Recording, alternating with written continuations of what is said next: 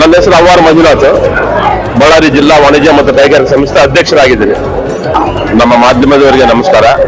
ಇದು ನಮ್ಮ ಸಂಸ್ಥೆ 1953ರಲ್ಲಿ ಹುಟ್ಟುಗಳಾಗಿದೆ.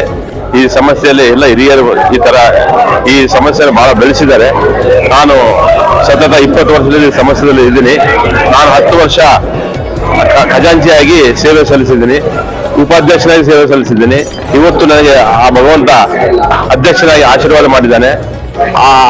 ಈ ನಮ್ಮ ವ್ಯಾಪಾರಸ್ಥರ ಒಕ್ಕೂಟ ನಮ್ದು ಮೇನ್ ಅಂದ್ರೆ ವ್ಯಾಪಾರಸ್ಥರ ಯಾವ ರಾಜಕೀಯ ಸಂಬಂಧ ಇಲ್ಲ ಇದಕ್ಕೆ. ನಾವು ವ್ಯಾಪಾರಸ್ಥರ ಕುಟುಂಬದಲ್ಲಿ ನಮ್ದು ಯಾವುದೇ ಅಡಚಣೆ ಬಂದ್ರೇನು, ಯಾವುದೇ ನಮ್ಮ ವ್ಯಾಪಾರಸ್ಥರಿಗೆ ಆಗಲಿ ಇಂಡಸ್ಟ್ರಿಗೆ ಆಗಲಿ ತೊಂದರೆ ಬಂದ್ರೆ ನಮ್ಮ ಚೇಂಬರ್ ಆಫ್ ಕಾಮರ್ಸ್ ನಿವಾರಣೆ ಮಾಡೋದು ಅದು ನಮ್ಮ ಪದ್ಧತಿ.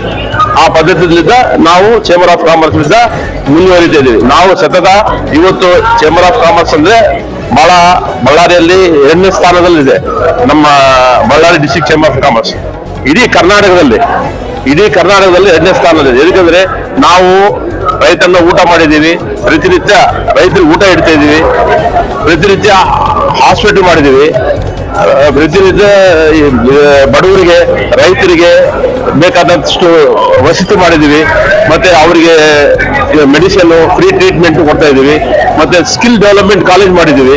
ಆ ಕಾಲೇಜಲ್ಲಿ ಎಷ್ಟೋ ಹುಡುಗರು ಬಡ ವಿದ್ಯಾರ್ಥಿಗಳು ಒಳ್ಳೆ ಬುದ್ಧಿವಂತರಾಗ್ತಾ ಇದ್ದಾರೆ. ಅದೇ ನಮ್ಮ ಚೇಂಬರ್ನ ಆಸೆ. ಮುಂದಿನ ಇನ್ನು ನಾವು ಏನಂದ್ರೆ ಒಂದು ಸ್ಕಿಲ್ ಕಾಲೇಜ್ ಮಾಡ್ಬೇಕಂತ ನಾವು ಸತತ ಪ್ರಯತ್ನ ಮಾಡ್ತೀವಿ.